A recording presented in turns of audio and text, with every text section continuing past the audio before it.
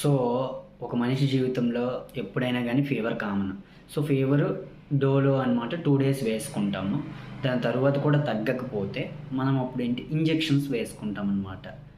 మక్కకి అంటే intramuscular injections try చేస్తాం. దాని తరువాత వచ్చేసి ఐవీ లైన్ అంటే ఏంటి, పారాసిటమాల్ మనకి ఇక్కడ నరానికి గుచ్చి వేస్తాం. ఇది మోడ్ ఆఫ్ ట్రీట్మెంట్ అనమాట. ఫస్ట్ వచ్చేసి ట్యాబ్లెట్ వేసుకుంటాం, దాని తర్వాత వచ్చేసి ఇంజెక్షన్ వేసుకుంటాం మక్కకి, దాని తర్వాత వచ్చేసి మనం నరానికి పారాసిటమాల్ ఎక్కించుకుంటాం. ఇలా వెళ్ళాలి ట్రీట్మెంట్. కానీ ఈ రోజుల్లో ఆర్ఎంపీస్ అని చెప్పేసి రకరకాల ట్రీట్మెంట్లు ఏవేవో చెప్తూ జరుగుతూ ఉన్నాయి.